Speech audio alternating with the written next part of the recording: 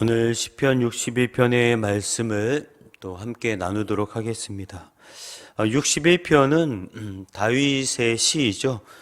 비탄 시입니다. 이 시기, 이 저작의 시기가 정확히 언제인지 우리가 정확한 것은 알 수는 없지만 아마도 다윗이 왕권의 회복을 호소하고 있는 것으로 보아서는 이 시의 저작 시기가 다윗이 이스라엘의 왕위에 오른 그 이후인 것으로 추측이 됩니다.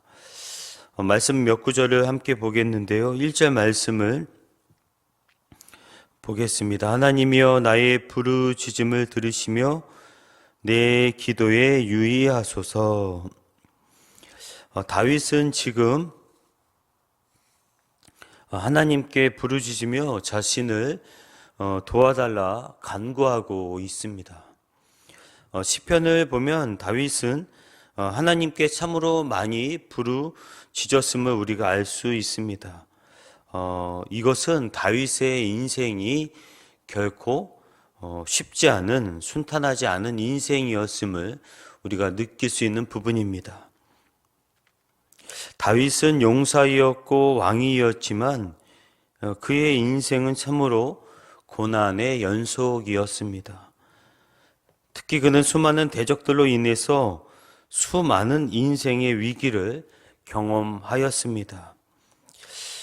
다윗의 인생의 위기에서 가장 큰 위기가 무엇인가라고 물어본다면 아마도 다윗은 그의 아들 압살롬의 반역으로 인한 위기가 가장 큰 위기였다라고 말할 것으로 생각이 되는데, 오늘 시편 61편은 그의 아들 압살롬의 반역 그 후로 역사적인 배경이 있는 것으로 보여집니다.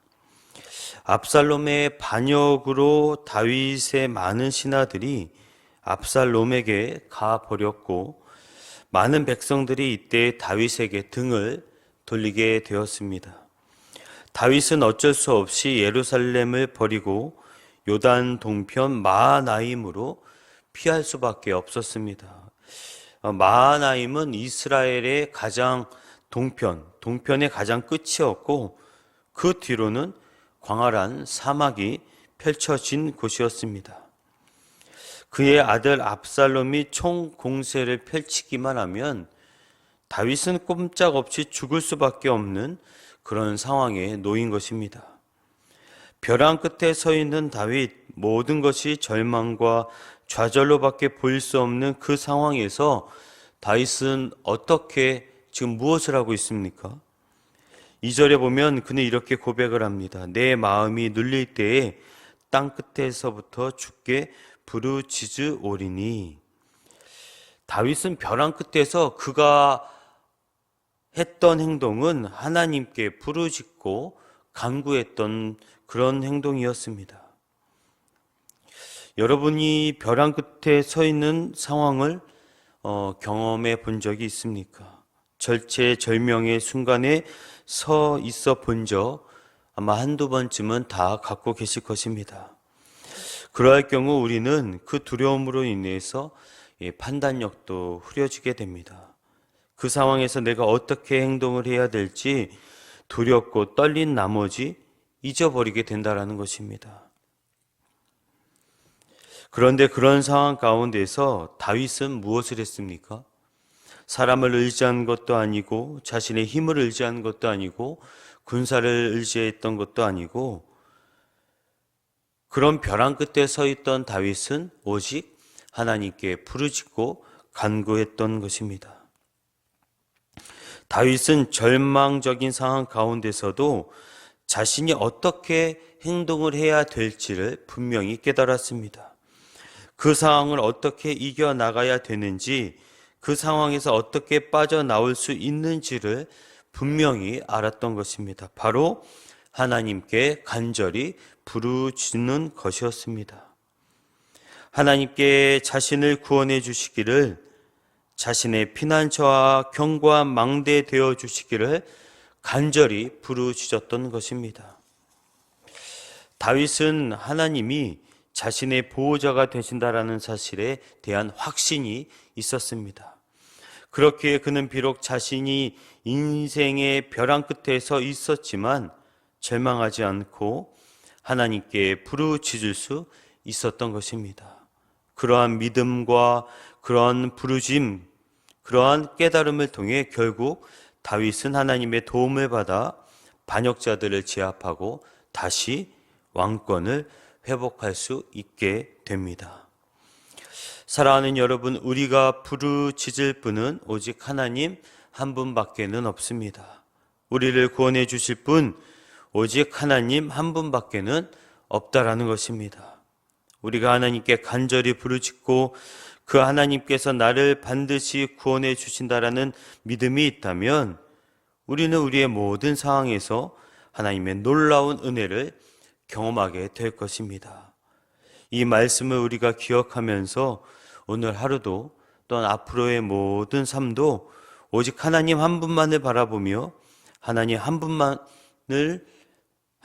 분만께 부르짖음을 통해서 하나님의 놀라운 은혜 또한 경험할 수 있는 복된 인생 되시기를 간절히 바랍니다.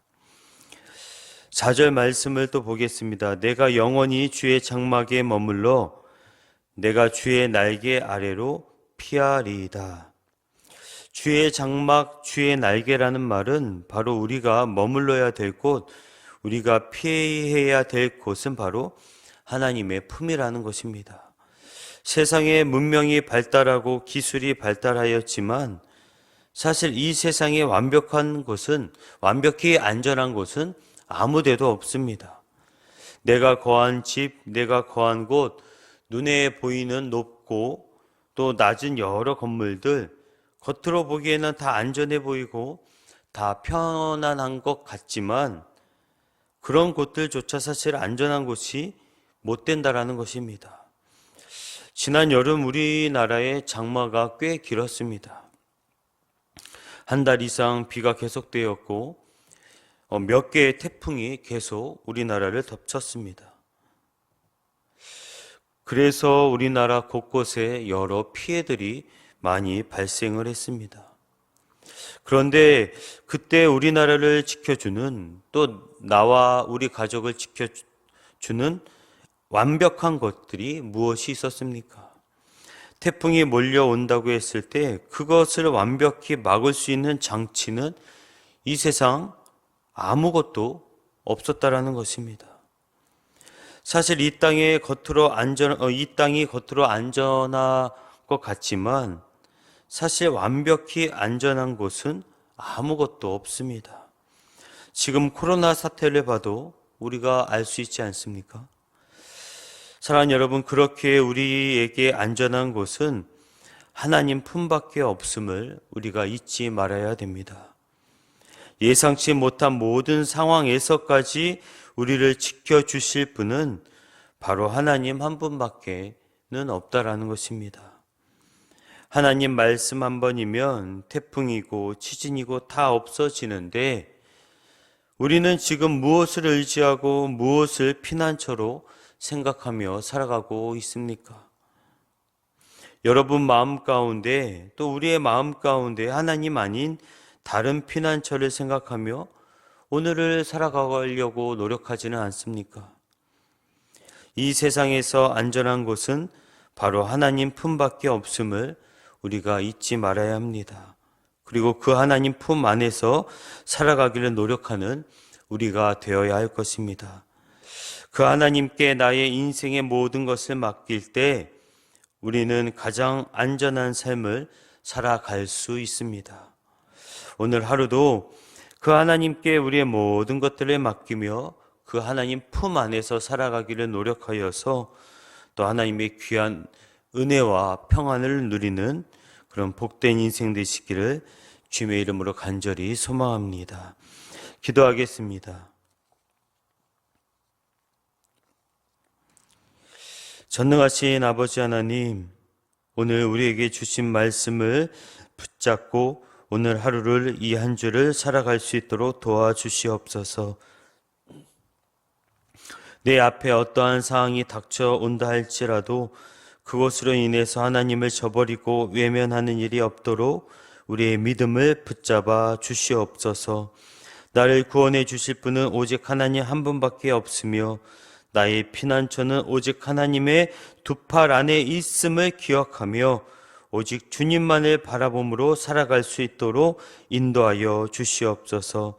특별히 이 새벽에 또 하나님의 두 팔의 권능을 의지하며 또한 하나님 앞에 나온 하나님의 귀한 백성들 하나님 기억하여 주시고 그 모든 백성들의 기도를 들어주시고 응답하여 주시옵소서.